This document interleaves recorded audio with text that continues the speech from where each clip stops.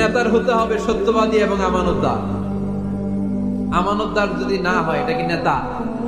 কথা বলেন। আল্লাহর হাবিব সাল্লাল্লাহু আলাইহি ওয়াসাল্লামের উপাধি ছিল আল আমিন। কি উপাধি ছিল? কি উপাধি? জা আমিন রাদিনা বিহি। তিনি এত বড় আমানতদার ছিলেন, মক্কা শহরে দল মত নির্বিশেষে সবাই মিলে বিষ্ণু ঈসা ইসলামের কাছে টাকা পয়সা ধন সম্পদ জুয়েলারি অর্নামেন্টস আমানত রেখে যেত। সুবহানাল্লাহ পড়বেন না? টাকার প্যাকেট, দিরহামের প্যাকেট, দিনারের প্যাকেট এরকম ভাঁজ করে বিশ্বনবীর কাছে দিয়ে যেত। মুহাম্মদ, এই যে এটা আমানত। আল্লাহর হাবিব সাল্লাল্লাহু আলাইহি ওয়াসাল্লাম বলতেন, দল করো আবু জাহেলের, আমার কাছে আমানত কেন? আবু জাহেলের কাছে রাখো। কয় না, বিপদে পড়া দল করে আবু জাহেলার, কিন্তু আমানত রাখা যাবে না। প্যাকেট রাখি, কদিন পরে দেখবো টাকাও শেষ, প্যাকেটও শেষ। আমানত রাখবো তোমার কাছে। সুবহানাল্লাহ পড়েন। বিশ্বনবীর এই আমানতদারিতায় মুগ্ধ হয়ে আম্মা জান খাদিজা রাদিয়াল্লাহু তাআলা আনহা বিশ্বনবীকে বিয়ের প্রস্তাব দিয়েছেন। বিশ্বনবী যে রাতে মক্কা থেকে মদিনায় হিজরত করবেন, ওই রাতে চাচাতো ভাই সাইয়েদনা আলী রাদিয়াল্লাহু তাআলা আনহুকে ডেকে বলেছিলেন, আলী, এই দেখো আমার ঘরে বোঝাই করা মানুষের রেখে যাওয়া আমানত, কি করব আমি? এগুলোর আমানতদার আমি তোমারে বানাই গেলাম। আল্লাহর হাবিব সাল্লাল্লাহু আলাইহি ওয়াসাল্লাম সাইয়েদনা আবু বকরকে নিয়ে মদিনার পথে রওনা হলেন। সাইয়েদনা আলী রাদিয়াল্লাহু তাআলা আনহু বর্ণনা করেন, বিশ্বনবীর রেখে যাওয়া আমানতগুলো মক্কার লোকদের হাতে হাতে পৌঁছে দিতে আমার টানা 3 দিন সময় লেগেছে। সুবহানাল্লাহ। বাড়িতে গিয়ে বললেন, আওয়াজ করে পড়তে হবে আল্লাহু আকবার। আমানতদার, সত্যবাদী, জীবনে একটা মিথ্যা বলেন নাই। ওয়া আনজির আশিরাতাকাল আকরাবিন, ও নবী, আপনার পরিবারের সদস্যদের, নিকটাত্মীয়দের জাহান্নামের ভয় দেখান। এই আয়াত যখন নাজিল হয়ে গেল, বিশ্বনবী সাফা পাহাড়ের উপরে উঠে ডাক দিলেন, ও কুরাইশ গোত্রের লোকেরা, ও হাশমি খানদানের ভাইয়েরা। বিশ্বনবী যখন ডাক দিলেন, সব লোক ঘর থেকে বের হয়ে এলো। কিরে, পরিচিত কণ্ঠ, এটা তো আমাদের আলামিনের কণ্ঠ, কেন ডাকে? সব বের হওয়ার পরে আল্লাহ নবী সাল্লাল্লাহু আলাইহি ওয়াসাল্লাম বললেন, ও আমার স্বজাতির ভাইয়েরা, আমি যদি বলি এই পাহাড়ের পেছনে একদল ঘোড়সাওয়ার নাঙ্গা তলোয়ার নিয়ে তোমাদেরকে কচু কাটার জন্য অপেক্ষা করছে, তোমরা বিশ্বাস করবা? কথা শুনতেছেন? মনোযোগ আছে তো? সবাই বলে, কেন ডাকছে? আল্লাহর হাবিব সাল্লাল্লাহু আলাইহি ওয়াসাল্লাম বললেন, আমি যদি বলি একদল ঘোড়সাওয়ার তোমাদেরকে হত্যার জন্য তলোয়ার নিয়ে রেডি, বিশ্বাস করবা? সবাই বলল, নাআম। ক্বালু নাআম। কত ওজনওয়ালা আনসার দিছে, খেয়াল করেন। ক্বালু নাআম, সবাই বলল, হ্যাঁ বিশ্বাস করব। কারণ মা জাররাবনা আলাইকা ইল্লা সিদকা, আমাদের পুরো জিন্দেগিতে তোমার থেকে আমরা একটা মিথ্যাও শুনি নাই সত্য ছাড়া। We have never ever experienced a single lie from you in our life. আমরা আমাদের পুরো জিন্দেগিতে, এই পুরো 40 বছরে, তুমি তো 40 বছর ধরে এই শহরে আমাদের সাথে একসাথে বড় হয়েছো, আমাদের পুরো জিন্দেগিতে আমরা তোমার থেকে একটা মিথ্যা শুনি নাই। নট এ সিঙ্গেল লাই। কয়টা মিথ্যা? চিন্তা করেন। এলাকার জনগণ 40 বছর পরে কি স্টেটমেন্ট দিচ্ছে? এই একটা স্টেটমেন্টে বিগত 40 বছরের সার্টিফিকেট রয়েছে। সুবহানাল্লাহ। বিগত 40 বছর আমার নবী কেমন ছিলেন, এক বাক্যে সার্টিফিকেট দিয়ে দিল, মা জাররাবনা আলাইকা ইল্লা সিদকান। নবী হে মুহাম্মদ, আমরা এই 40 বছরে তোমার থেকে একটা মিথ্যাও শুনি নাই, তুমি সত্যবাদী, তোমার যে বড় সত্যবাদী এই তল্লাটে দ্বিতীয়টা নাই, তাই তুমি যাই বলবা তাই বিশ্বাস করবো। পড়েন সুবহানাল্লাহ। তার মানে আমার নবী একাধারে সত্যবাদী ছিলেন, আবার আমানতদার ছিলেন। আর বিশ্বনবী বলতেন, ইদা দুইয়াতিল আমানাতু ফান্তাদিরিস সাআ, যখন আমানতের খেয়ানত শুরু হয়ে যাবে মনে করবা কিয়ামত তোমাদের কাছে চলে এসেছে। আমানতের খেয়ানত আছে না নাই? নোয়াখালীতে নাই। যে যেই কাজের যোগ্য সে ওই কাজ না করে অন্য কেউ ওই কাজে আসলে এখানে আমানতের খেয়ানত, ঠিক কিনা? ইদা উসিদাল আমরু ইলা গায়রি আহলিহি ফান্তাযিরিস সাআ, যে যে চেয়ারে বসার যোগ্য নয় সে যখন ওই চেয়ারে বসে যাবে। ইমাম হওয়ার যোগ্যতা নাই, ইমাম হইছে, আছে না নাই? আছে না নাই? নেতা হওয়ার যোগ্যতা নাই, নেতা হয়ে বসে আছে, আছে না নাই? কিয়ামতের আলামত। নেতাকে সবচেয়ে বড় আমানতদার হতে হয়। আমানতদার না হলে তিনি নেতা হতে পারে। 5 নাম্বার পয়েন্টটা ক্লিয়ার? হ্যাঁ, এখানেই শেষ করে দিই নাকি? আরো 5টা শুনতে আরো 5-10 মিনিট লাগবে। হ্যাঁ, শেষ করে দিব? শুনবেন? সবাই শুনবেন? 6 নাম্বার নেতৃত্বের গুণাবলী হচ্ছে গুড ইন্টারঅ্যাকশন উইথ ফলোয়ার। ফলোয়ারের সাথে গুড ইন্টারঅ্যাকশন লাগবে। যারা কর্মী তাদের পালস বুঝতে হবে। জনগণের পালস না বুঝলে উনি নেতা হতে পারে না। জোরে বলেন ঠিক কিনা? নেতা তার মন গড়া সব সিদ্ধান্ত নিতে পারে? কথা কন না কেন? নেতা তার অনুসারীদের, তার ফলোয়ারদের, তার কর্মীদের সাজেশন অনুযায়ী চলতে হবে, ঠিক কিনা? আল্লাহ হাবিব সাল্লাল্লাহু আলাইহি ওয়াসাল্লাম তাই করতেন। ওনার অনুসারীদের কথা শুনতেন, সব সময় সাহাবাদের সাথে পরামর্শ করে কাজ করতেন। বদরের ময়দানে আল্লাহর হাবিব সাল্লাল্লাহু আলাইহি ওয়াসাল্লাম 313 জন সাহাবাকে নিয়ে একটা জায়গায় তাবু গাড়লেন। বললেন এখানেই তাবু গাড়ব। হাব্বাব ইবনুল মুনজির রাদিয়াল্লাহু তাআলা আনহু বললেন, ইয়া রাসূলুল্লাহ মানজিলান আনসালাহুল্লাহ লাইসা লানা আন নাতাকাদ্দামা মিনহু আও নাতাআখারা আনহু। নবী হে, এই যে বদরের এইখানে যে আপনি তাবু গাড়তে বললেন, এটা কি আপনার ইচ্ছায় না আল্লাহর ইচ্ছায়? যদি আল্লাহর ইচ্ছায় হয় তাহলে তো এটা ওয়াহী, এটা চেঞ্জ করা যাবে না। আর যদি আপনার ইচ্ছা হয় তাহলে আমার কথা আছে। সুবহানাল্লাহ পড়বেন না? আল্লাহর নবী বললেন এটা আল্লাহর ইচ্ছায় নয়, এটা আমার ইচ্ছায়। সাইয়েদনা হাব্বাব ইবনুল মুনজির রাদিয়াল্লাহু তাআলা আনহু বলেন, নবী তাহলে এই জায়গায় তাবু গাড়া ঠিক হবে না। বিশ্বনবী বললেন কেন? হাব্বাব বলে, ইয়া রাসূলুল্লাহ এখানে যদি আমরা বদরের যুদ্ধের জন্য তাবু গাড়ি, আমরা পানি না খেয়ে মারা যাব। এখানে নয় গো নবী, ওই যে দেখা যায় ওখানে, ওখানে তাবু গাড়লে বদরের কুয়ার পানি আমরা খাবো। আবার দুই দিকে সুন্দর উপত্যকা, বৃষ্টি হলে পানি জমলে আমরা হাউস বানিয়ে ওই পানি আমরা ব্যবহার করব। নাশরাবু ওয়ালা ইয়াশরাবুন, আমরা পানি খেয়ে খেয়ে এনার্জি পাবো, আর কাফেরের বাচ্চাগুলো না খেয়ে তৃষ্ণার অভাবে মারা যাবে। জোরে বলে ঠিক কি না? বিশ্বনবী অবাক হলেন হাব্বাবের ইন্টেলেকচুয়াল আইডিয়া দেখে। আল্লাহর হাবিব সাল্লাল্লাহু আলাইহি ওয়াসাল্লাম বললেন, হাব্বাব যেটা বলেছে সেটাই আমার কথা। এখান থেকে তাবু উঠাও, ওইখানে যে তাবু গাড়ো যেখানে আমার হাব্বাব দিক নির্দেশনা দিয়েছে। পড়েন সুবহানাল্লাহ। কোন গোরামি আছে? আওয়াজ করে বলেন। তাহলে নেতাকে, the leader should revise the issue. He should accommodate all the suggestion come from his follower. তার ফলোয়াররা কি পরামর্শ দেয়, কি ধরনের সাজেশন দেয়, এটা জেনে লিডার আমলে নেওয়ার দরকার আছে না নাই? নেতার 7 নাম্বার কোয়ালিটি হচ্ছে কনফ্লিক্ট রিজলভিং এবিলিটি। নেতাকে বিরোধ নিষ্পত্তি করার যোগ্যতা থাকতে হবে। মারামারি লাগলে এটা থামাইতে জানতে হবে। নেতা যদি মারামারি দেখে ভয় পায়, উনি নেতা হতে পারবেন? কথা বলেন। নেতার কাজ হচ্ছে রক্তক্ষয়ী যুদ্ধকে থামিয়ে সেখানে শান্তির সমীরণ বইয়ে দিবে। তিনি আমাদের নেতা, ঠিক কিনা? আল্লাহর হাবিব সাল্লাল্লাহু আলাইহি ওয়াসাল্লামের বয়স তখন 35। বয়স কত? মজার একটা ঘটনা, খেয়াল করে শুনবেন। বয়স কত?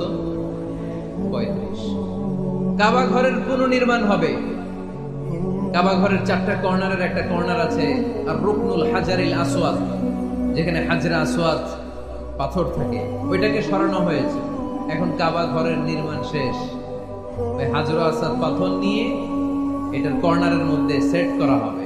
কিন্তু কে রাখবে? কারণ হাজরা আসওয়াদ তো যেন তেন পাথর নয়, জান্নাতি পাথর। কিয়ামতের দিন এই পাথরের ভেতরে আল্লাহ একটা জিহ্বা দিবে, 2টা চোখ দিবে। এই পাথর বলবে, আল্লাহ এই লোকগুলো আমারে চুমু দিয়েছিল, এর উসিলায় আজকে তুমি তার জান্নাতে ঢুকায় দাও। এটা অনেক সম্মানিত পাথর।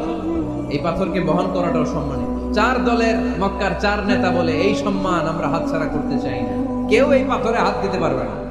এক নেতা কয়, আমি নিব, আমি নিয়ে এটা কাবা ঘরে রাখবো। দ্বিতীয় নেতা বলে, না, এই পাথর আমি অন্য কাউরে দেব না, এটা অনেক সম্মানের, অনেক প্রেস্টিজিয়াস, শুধু আমি এই পাথরটা হাতে নিয়ে কাবা ঘরে রাখবো। তৃতীয় নেতা বলে, না, রক্তের গঙ্গা বইয়ে দেব, কিন্তু এই পাথর কাউরে দেব না। চতুর্থ নেতা বলে, না, আমি নেব। কিলাকিলি আছে না নাই? পাথর কয়টা? নেতা কয়জন? কিভাবে এই সম্মানিত পাথর নিয়ে সেট করবে? কেউ মীমাংসায় যেতে পারে না। এক মুরব্বী বলে, থাক, আজকের জন্য এখানেই সবার মুলতবি। আগামী দিনে এই মসজিদুল হারামের দরজা দিয়ে প্রথম যে ঢুকবে সে সিদ্ধান্ত নেবে। আল্লাহর মেহেরবানি, এর পরের দিন এই পথ দিয়ে ছুটে এসেছে বিশ্বনবী মুহাম্মদ। সুবহানাল্লাহ পড়বেন না? এরা হতে হেলে দুলে নুরানি তনু ওকে আসে হায়, সারা দুনিয়ার হেরে মেরে পর্দা খুলে খুলে যায়। সে যে আমার কামলিওয়ালা, কামলিওয়ালা, তার ভাবে বিহল রাঙা পায়ের তলে পর্বত জঙ্গল টলমল টলে, খুরমা খেজুর বাদাম জাফরানি ফুল ঝরে ঝরে যায় সেজে আমার কমলিওয়ালা কমলিওয়ালা। এরা হতে হেলে দুলে নুরানি তনু কে আসে হায়, সারা দুনিয়ার হেরে মেরে পর্দা খুলে খুলে যায় সেজে আমার কমলিওয়ালা কমলিওয়ালা, সেজে আমার কমলিওয়ালা কমলিওয়ালা। সুবহানাল্লাহ পড়েন আওয়াজ করে। কামলিওয়ালা নবী প্রথম আসলেন, সবাই খুশি, জামিন রদিনা বি। আরে আলামিন আসছে, আলামিন আসছে। সবাই বিশ্বনবীকে বললেন এই এই ঘটনা। কেউ তো পাথর ছাড়তে চায় না, পাথর হইলো একটা, নেতা কয়টা? এখন কে এই পাথর নিয়ে রাখবে? এই নিয়ে মারা হবে। আল্লাহর হাবিব সাল্লাল্লাহু আলাইহি ওয়াসাল্লাম বললেন তাই হালুম্মা ইলাইয়া সাওবান, একটা কাপড় নিয়ে আসো, আমি এখনই সলিউশন করে দিচ্ছি। সুবহানাল্লাহ নাই? কাপড় নিয়ে আসা হলো। বিশ্বনবী বললেন কই পাথর? সবাই বলল এই পাথর।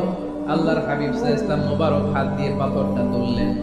চার নেতারে বললেন ও চার নেতা, কাপড়ের চার কর্নারে তোমরা ধরো। চার নেতা কাপড়ের চার কর্নারের মধ্যে ধরলো। বিশ্বনবী নিজ হাতে পাথরটা নিয়ে কাপড়ের মাঝখানে রেখে দিলেন। এবার বিশ্বনবী আগে আগে যায়, চার নেতারে বললেন চার কর্নার ধরে পাথরটা নিয়ে আমার পেছনে পেছনে আসো। কাবার কাছে যে বিশ্বনবী আবার নিজ হাতে পাথরটা তুললেন, আবার নিজ হাতে কাবার ভেতরে রেখে দিলেন। পড়েন সুবহানাল্লাহ। সম্মান আসলে চার নেতার দিকে যায় নাই, সম্মান গিয়েছে বিশ্বনবীর দিকে। এতক্ষণ কাউরে দিবে না, এখন কেউই ধরতে পারে না, তারপরেও খুশি। সুবহানাল্লাহ কবেন না? প্রথমে যে হাজরে আসওয়াদ পাথর ধরছে কে? বিশ্বনবী। কাপড়ে রাখছে কে? বিশ্বনবী। আবার কাপড় থেকে উঠিয়ে হাজরে আসওয়াদের পাথরটারে কাবার ভেতরে ঢুকাইছে কে? সুবহানাল্লাহ কবেন না? সব সম্মান গেল বিশ্বনবীর হাতে, সব স্ট্যাটাস গেল বিশ্বনবীর হাতে। চার নেতা কাপড়ের কিনারা ধইরাই খুশি। এইটাই করে নেতৃত্বের গুণাবলী চিল্লায় বলো ঠিক কিনা? কনফ্লিক্ট রিজলভিং অ্যাবিলিটি, বিরোধ নিষ্পত্তি করার কোয়ালিটি থাকা চাই, তবেই তিনি নেতা। কি কারিশমা দেখছেন? What a charismatic leader. এতক্ষণ রক্তের বন্যা বইয়ে দিবে, কাউরে দিবে না পাথর। এখন কেউই ধরতে পারে নাই, কিন্তু স্লোগান দিতেছে জিন্দাবাদ। আসরা নাই? নেতা হইলে এরকম নেতা হইতে হবে। মদিনাতে আউস আর খাজরাজ গোত্রের যুদ্ধ 120 বছর। কয় বছর? কেউ থামাতে পারে না, রক্তক্ষয়ী যুদ্ধ। আল্লাহর হাবিব সাল্লাল্লাহু আলাইহি ওয়াসাল্লাম মক্কা থেকে মদিনায় এসে 7 দিনের ব্যবধানে 120 বছরের যুদ্ধ থামায় দিলেন। এতদিনে এই গোত্রের লোকের সাথে এই গোত্রের কোনো বিয়ে নাই, এই গোত্রের লোকের সাথে এই গোত্রের কোনো অর্থনৈতিক লেনদেন নাই। বিশ্বনবী যখন আউস খাজরাজের যুদ্ধ থামিয়ে দিলেন, মদিনাতে আনন্দের ধুম পড়ে গেল, নতুন নতুন উৎসবের ধুম পড়ে গেল। সব ভাই ভাই। নেতা হইলে এরকম নেতা হইতে হবে, কোনো মারামারি থাকতে পারবে না সমাজে। চিল্লা এখন ঠিক কিনা? নেতা আসলেই সমাধান, নেতা আসলেই। সহিহ বুখারীতে একটা কিতাব আছে, কিতাবুস সুলহ, মীমাংসার অধ্যায়। একটা বাব আছে, বাবু কওলিল ইমামি লিআসহাবিহি ইযহাবু বিনা নুসলিহ বাইনাহুম। ইমাম সাহেবের এই কথা যে আমাদেরকে নিয়ে চলো, আমরা মিলায়ে দেব। এটা আল্লাহ রাসূল সাল্লাল্লাহু আলাইহি ওয়াসাল্লামের একটা বিখ্যাত ডায়ালগ। ডায়ালগটা কি খেয়াল করে শুনেন। যুদ্ধ মারামারি আর ঝগড়া শুনলেই আল্লাহ রাসূল সাল্লাল্লাহু আলাইহি ওয়াসাল্লাম বলতেন ইযহাবু বিনা নুসলিহ বাইনাহুম। আরে আমরা আছি তো, আমরে নিয়ে যাও না, আমরা মিলায়ে দেব। সুবহানাল্লাহ পড়েন। মারামারি দেখলে বিশ্বনবী মিলায়ে দিতেন। আল্লাহর হাবিব সাল্লাল্লাহু আলাইহি ওয়াসাল্লাম বলতেন আলা উখবিরুকুম বিআফদালি দারাজাতিন মিনাস সালাতি ওয়াস সিয়ামি ওয়ান নুসুক। রোজা, নামাজ, সালাতের চেয়ে বড় একটা সওয়াবের কাজ আছে, ওটা কি আমি তোমাদের বলবো না? সাহাবারা বললেন সেটা আবার কি? বিশ্বনবী বললেন ইসলাহু যাতিল বাইন। দুইজন ঝগড়া করতেছে, তুমি ঝগড়া না লাগায় দিয়া মিলাই দিবা, এর চেয়ে ভালো কাজ হয় না। জোরে কোন ঠিক কি না? সবচেয়ে শ্রেষ্ঠ কাজ। নোয়াখালীতে আগুন লাগলে আপনারা কি দিয়ে নিবা? ঈদ দিদায় পানি, অনেকের জায়গায় তেল দেন। জ্বলতেছে কি? আগুন। আগুন নিবানোর জন্য ঢালবেন কি? অনেকে ঢালে কি? তেল। না, আপনি থামায় দিবেন, মিলায় দিবেন। আপনার জন্য ভালো জিনিস মিলায় দিবে কে? 7 নাম্বার, ফারসাইটেডনেস, দূরদৃষ্টিতা, ভিশনারি অ্যাটিটিউড, ফিউচারিস্টিক। নেতা অনেক দূর দেখতে পায়, তিনি দূরদর্শী। কর্মী যত দূর দেখে, নেতাও যদি তত দূর দেখে, দেশ চলবে। কথা বলেন। কর্মী যদি দেখে 500 মিটার, নেতার দেখতে হবে কয় মিটার? 1000 মিটার। কর্মী যদি দেখতে পায় 1000 মিটার, নেতার দেখতে হবে কয় হাজার মিটার? 2000 মিটার। কারণ নেতা হবে ফিউচারিস্টিক, ভিশনারি, স্বপ্নবাজ, স্বপ্নচারী। নেতাকে স্বপ্ন দেখতে হয়, ওই স্বপ্ন জাতিকে দেখাতে হয়। চিল্লায় বলেন ঠিক কিনা? মানুষ তার স্বপ্নের সমান বড়। আপনি কত বড় আপনার স্বপ্ন শুনলে বোঝা যাবে। স্বপ্ন সেটা না যেটা মানুষ ঘুমিয়ে ঘুমিয়ে দেখে, স্বপ্ন সেটা যেটা অর্জনের আকাঙ্ক্ষা মানুষকে ঘুমাতে দেয় না। আল্লাহর হাবিব সাল্লাল্লাহু আলাইহি ওয়াসাল্লাম স্বপ্ন দেখিয়েছেন সাহাবাদের, বিশ্ব বিজয়ের স্বপ্ন, ইসলামকে বিজয়ী শক্তি হিসেবে দেখার স্বপ্ন। চিল্লায় বলেন ঠিক কিনা? আল্লাহর হাবিব বলতেন, ইন্নাল্লাহা জাওয়ালি আল আরদা ফারাআইতু মাশারিকাহা ওয়া মাগারিবাহা। আল্লাহ তাআলা গোটা বিশ্বটাকে ছোট্ট করে আমার সামনে দেখিয়েছে। আমি ফুটবলের সাইজের এই পৃথিবীর প্রাচ্য পাশ্চাত্য ডানে বায়ে সামনে পেছনে সবটাই দেখেছি। ওয়া ইন্না মুলকা উম্মতি সায়াবলুগু মা যুবিয়ালি। যত দূর আল্লাহ আমারে দেখিয়েছে তত জায়গায় লা ইলাহার পতাকা পথ করে একদিন উড়বে।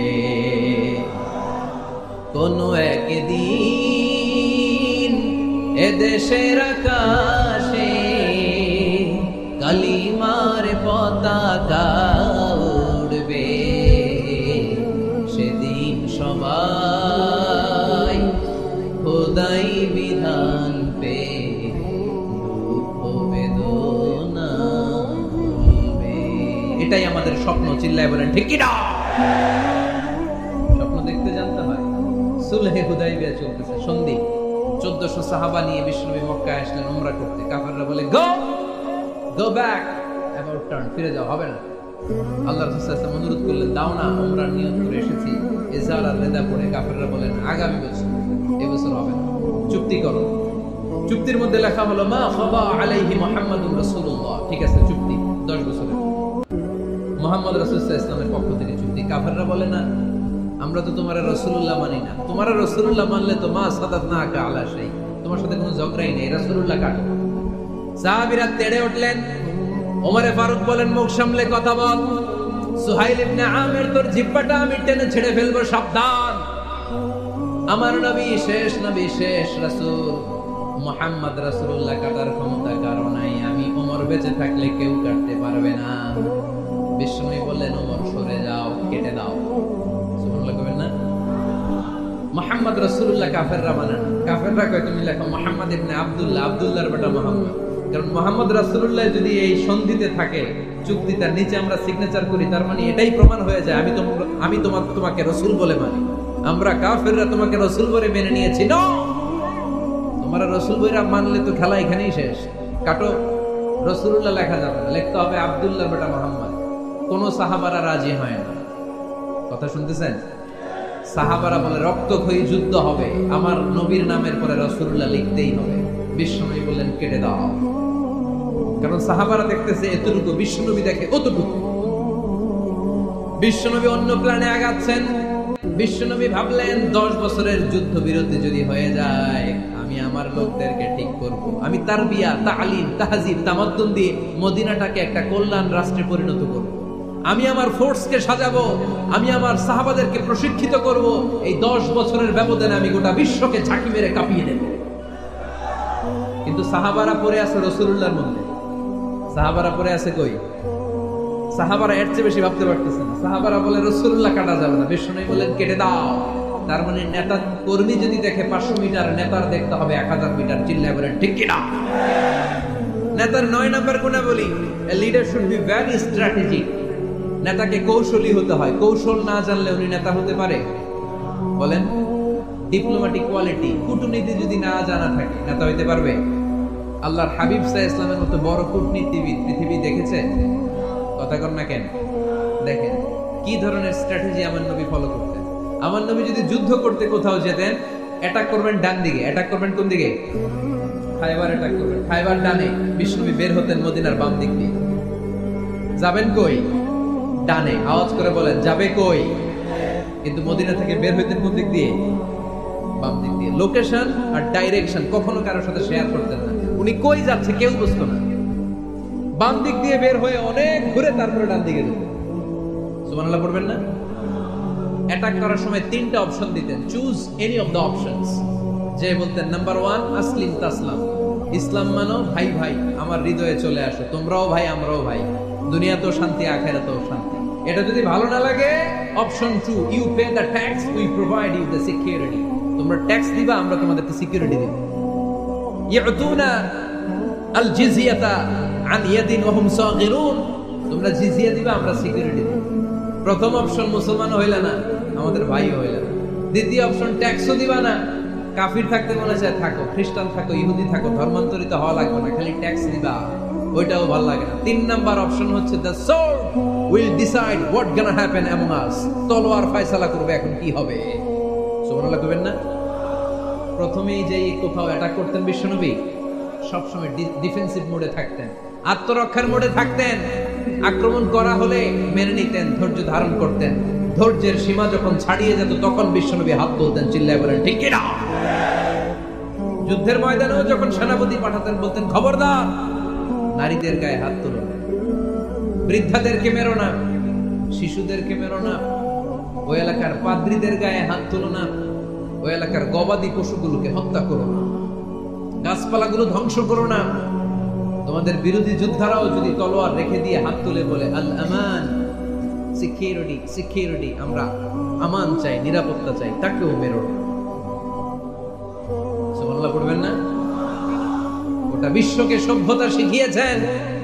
মক্কা বিজয়ের পরে গণধর্ষণ করেন নাই, গ্রামকে গ্রাম তিনি জ্বালিয়ে দেন নাই, হাজার হাজার লক্ষ লক্ষ শত্রুকে এক বাক্য দিয়ে ক্ষমার ঘোষণা দিয়েছেন, চিল্লায় বলেন ঠিক কিনা। As a father, as a teacher, as a commander, as a leader, as a lawgiver, as a lawmaker, as a reformer of the society, Muhammad is the superman of the world. আওয়াজ করে পড়তে হবে আল্লাহু আকবার। কূটনীতি কারে বলে, diplomacy কারে বলে, স্ট্র্যাটেজিক অ্যাটিটিউড কারে বলে শিখে নেন। বদরের প্রান্তরে বিশ্ব ইসলাম উপস্থিত হলেন, ওই যে কাফেরদের তাবু, কাফেররা আসছে 3 দিন আগে, মুসলিম সৈনিকরা পৌঁছলেন 3য় দিন। এসে বিশ্ব ইসলাম সবাইকে বললেন কত হতে পারে কাফের, কেউ বলতে পারে না। 2 জন রাখাল পেয়ে জিজ্ঞেস করলে, এই রাখাল কয়দিন ধরে আছো? আমরা 1 সপ্তাহ ধরে বদরে আছি। শুনতেছেন শুনতেছেন? উনি বললেন ওই যে কাফেররা যে আসছে কয়দিন আগে, 3 দিন আগে। 3 দিন আগে। কত হবে সংখ্যা? বলু কাসীর, অনেক। কত হইতে পারে? রাখাল দুটাকে জানি না। আল্লাহ রাসূল সাল্লাল্লাহু আলাইহি ওয়াসাল্লাম চিন্তায় পড়ে গেলেন, কারণ ওনার যুদ্ধে অ্যাটাকের সিস্টেম ছিল শত্রু সংখ্যা কত এটা আমাকে জেনে নিতে হবে। সুবহানাল্লাহ পড়বেন না? অনেক কৌশল হাত দিয়ে এবার বিশ্বনবী আবার রাখাল দুটাকে ডেকে পাঠালেন, বললেন কাম ইয়ানহারুনা কুল্লা ইয়াউম, ওরা আসার পর থেকে প্রতিদিন খাওয়ার জন্য কয়টা করে উট জবাই করে? এবার ওরা বলল প্রথম দিনে ইয়াউমান তিসআন, প্রথম দিন খাওয়ার জন্য উট জবাই করেছে 9টা। ওয়াফিল ইয়াউমি সানি 10, আর দ্বিতীয় দিনে উট জবাই করেছে 10টা। বিশ্বনবী বললেন তাই ইদান আল কওমু মা বাইনা 900 ওয়াল 1000, তাহলে কাফেররা 900 থেকে 1000 এর মধ্যে হবে। কত ছিল কাফেরের সংখ্যা? বদরের যুদ্ধে কাফেরের সংখ্যা ছিল কত? 1000। কিভাবে নমুনা দেখে আলামত সংগ্রহ করতে? ওরা কয়টা উট জবাই করেছে 2 দিনে? প্রথম দিন 9টা, দ্বিতীয় দিন 10টা। বিশ্বনবী হিসাব মিলাই ফেললেন যোগ বিয়োগ দিয়ে, কাফেরের সংখ্যা 900 থেকে 1000 এর মধ্যে হবে। হিসেব করে দেখা গেল 1000 সৈনিক এসেছিল সেই বদরের যুদ্ধে। চিল্লায় বলো আল্লাহু আকবার। স্ট্র্যাটেজি জানতে হয় না, তাকে কৌশল জানতে হয়। সর্বশেষ নেতার যে গুণ, এটা বলে শেষ করব, সাকসেশন ম্যানেজমেন্ট। নেতা ভালো নেতা বানায়া যায়, ঠিক কি না? A good leader produces a good leader. একজন ভালো নেতা তখনই ভালো নেতা যখন সে নতুন করে ভালো নেতা তৈরি করে দিয়ে যায়, ঠিক কি না? সে যদি নতুন নেতৃত্ব তৈরি করে দিয়ে না যায়, সমাজ চলবে? চলবে? এটাকে বলে দি সাকসেশন ম্যানেজমেন্ট। আল্লাহ রাসূল সাল্লাল্লাহু আলাইহি ওয়াসাল্লাম ভালো সাকসেসর রেখে গিয়েছিলেন, এমন কিছু যোগ্য নেতৃত্ব তৈরি করে গিয়েছিলেন, উনার পরে টানা 30 বছর নেতৃত্ব নিয়ে মুসলিম উম্মাহকে 1 সেকেন্ডও ভাবা লাগে না। চিল্লায় বলো মুসলমান ঠিক কি না? ভালো নেতা ভালো নেতা বানায়। নেতা খালি নেতৃত্ব দেয়, উনি কোনো নেতা বানায় নাই। এটা কি নেতা? কথা বলেন। এবার উত্তর দেন। আমার নবী ইন্তেকালের আগেই যোগ্য নেতৃত্ব তৈরি করে রেখে গিয়েছিলেন কি জান নাই? কাকে রেখে গেছেন? আবু বকর। আরহাম উম্মতি বি উম্মতি আবু বকর, এই উম্মতের সবচেয়ে রহম দিল। আর কারে রেখে গিয়েছেন? ওমর। আশাদ্দুহুম ফি আমরিল্লাহি ওমর, আল্লাহর জমিনে আল্লাহর দ্বীন বাস্তবায়নে সবচেয়ে কঠোর ছিল ওমর। ওনার ক্যারেক্টারিস্টিক এমন ছিল, কথার আগে হাত চলতো, জোরে কোন ঠিক কিনা? আল্লাহর হাবিব সাল্লাল্লাহু আলাইহি ওয়াসাল্লাম বলতেন, লা নাবিয়্যা বা'দি ওয়ালা রাসূলা, আমার পরে নবীও নাই রাসূলও নাই, তবে লাউ কানা বা'দি লাকানা ওমর, আমার পরে যদি নবী হওয়ার যোগ্যতা কারো থাকে আমার ওমরের সেই যোগ্যতা আছে।